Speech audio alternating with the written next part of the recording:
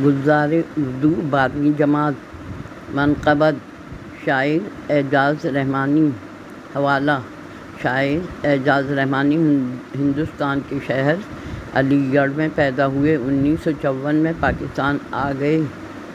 شاعری میں قمر جلالی کی شاگردی اختیار کی۔ غزل اور نظم جیسی اصناف سخن پر یکساں عبور تھا۔ نعت کو اظہار کا ذریعہ بنایا۔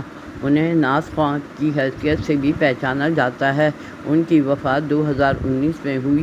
ان کی تصانیف میں پہلی کرن، آخری روشنی، اعجاز مصطفیٰ، افکار کی روشنی، افکار کی خوشبو کا سفر، عظمتوں کی مینار، کاغذ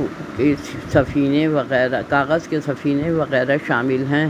بند نمبر 1 منقبت لائق توقیر ہیں سب جان نثار مصطفیٰ، جان نثاروں میں خصوصاً 4 یار مصطفیٰ جانشیں بنا لیں۔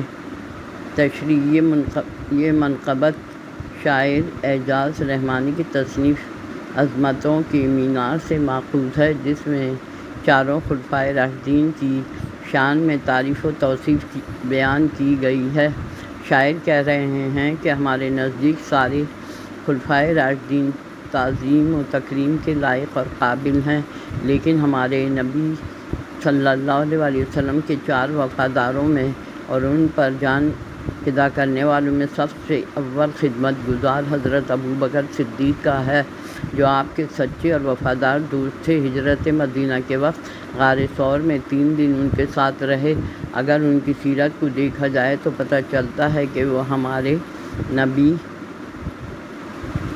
کی اخلاق و عادات کی ہو بہو تصویر تھے۔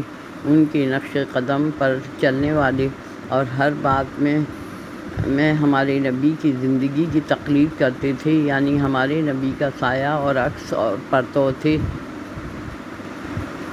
ہر ایک قول اور ہر عمل آپ کا ہے۔ عدالت کی میزان فاروق اعظم سبھی آپ کی عظمتوں کے قائل ہیں، جتنے مسلمان فاروق اعظم۔ بند نمبر 2 اس بند میں شاعر ہمارے دوسرے خلیفہ حضرت عمر رضی اللہ تعالیٰ عنہ فاروق کی شان میں مدح سرائی کرتے ہوئے کہہ رہے ہیں کہ آپ ہمارے نبی صلی اللہ علیہ وسلم کی دعوت اسلام قبول کرنے والے سب سے پہلے مرد تھے۔ آپ کا عدل و انصاف دور دور تک مشہور تھا۔ آپ رضی اللہ تعالیٰ عنہ کا عمل ذات جن کی جامع القرآن ہے، نام ان کا حضرت عثمان ہے۔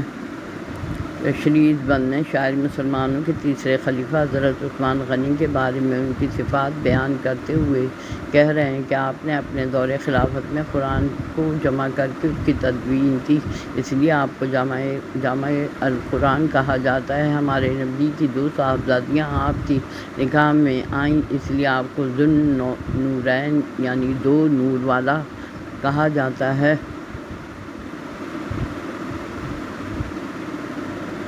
والا بھی کہتے ہیں۔ آپ کی یہ شان و شوکت دیکھ کر آئینہ بھی حیرت زدہ رہ گیا ہے۔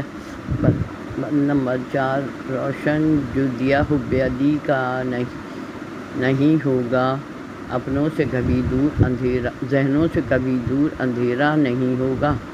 اس بند میں شاعر ہمارے چوتھے خلیفہ حضرت علی رضی اللہ تعالیٰ عنہ کے عمل و کردار کی تعریف و توصیف بیان کرتے ہوئے کہہ رہا ہے کہ آپ کی ذات ہمارے لیے روشنی کا سیارہ اور مشعل ہے، روشنی کا مینارہ اور مشعل ہے۔ اگر کفر و شرک کے اندھیروں سے نکلنا ہے تو ہمیں اپنے دلوں میں ان کی محبت سے روشن کر کے ان کے راستے